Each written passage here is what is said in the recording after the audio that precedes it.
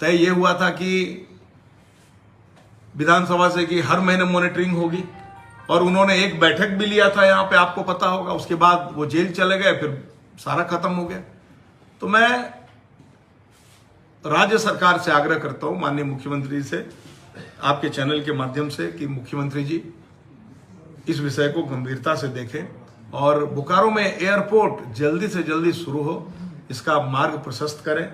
और बोकारो की विधायक श्रीमती श्वेता सिंह जी से आग्रह करता हूं कि झूठ मूठ का बरगलाने का काम न करें बोकारो की जनता को, और जो सच बात हो, सच बात कहने की हिम्मत करें।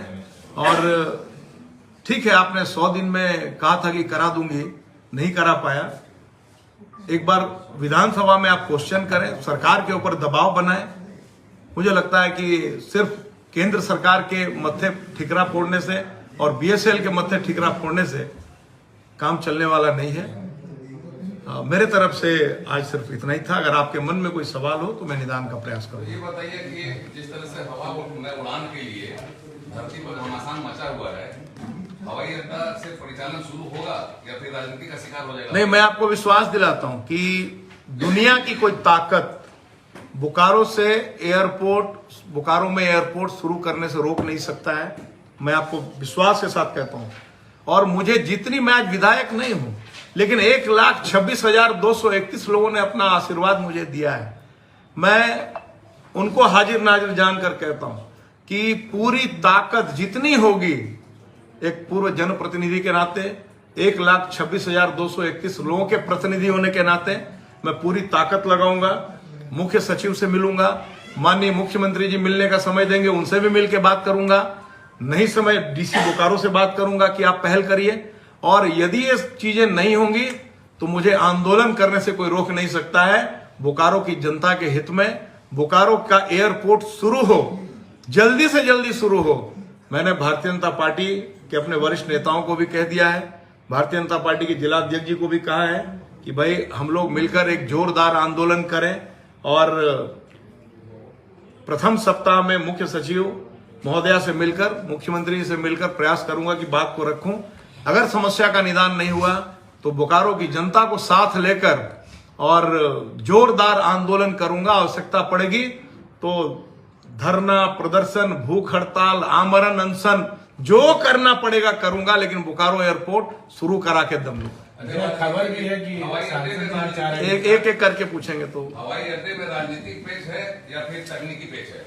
नहीं, मैं समझता हूं कि इच्छा शक्ति की कमी है राज्य सरकार की, और राज्य सरकार को विकास के चश्मे से देखना चाहिए, न कि इसको बायस्ड नजरिए से देखना चाहिए। हेमंत सोरेन जी अगर चाहते तो एयरपोर्ट कब का शुरू हो जाता। आज हेमंत सोरेन जी चाह लेंगे तो 3 महीने के अंदर एयरपोर्ट शुरू हो जाएगा, मुझे पूरा विश्वास।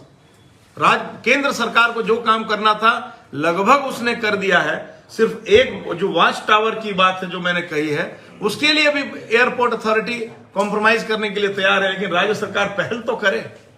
ठीक, कुछ कह रहे हैं? सांसद जी तो चाह रहे हैं कि शायद धनबाद चले जाए। देखिए, सांसद महोदय जी क्या चाह रहे हैं, नहीं चाह रहे हैं, उस पर मैं कुछ भी कहना नहीं चाहता, एक शब्द भी नहीं बोलना चाहता।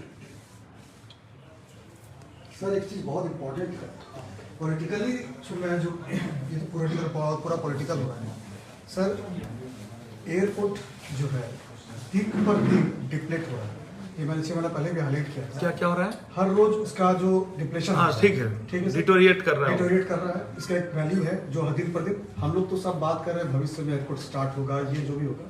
Sir, you would be surprise to know कि पूरा एयरपोर्ट अथॉरिटी ऑफ इंडिया, जो कि अभी आज के डेट में जिसने इसको कंस्ट्रक्शन किया है, वो इस मेंटेनेंस तक के लिए डिनाई कर रहा है। और यू वुड बी सरप्राइज्ड कि जो रनवे जिस पे दौड़ना है सर, वो रनवे तक आज के नहीं, मुझे पता है। देखिए, मैं बहुत भावनात्मक रूप से जुड़ा हूं बोकारो एयरपोर्ट से, और इसीलिए मैं कह रहा हूं पूरे जिम्मेवारी के साथ, इन सारे चीजों के लिए दोषी यदि कोई है तो हेमंत सरकार है। ये सारी चीजें जो आज आपको दिख रही हैं, ये लगभग 5 वर्ष पहले ही बनकर तैयार थी। 4 साल के आसपास निश्चित रूप से हो गया।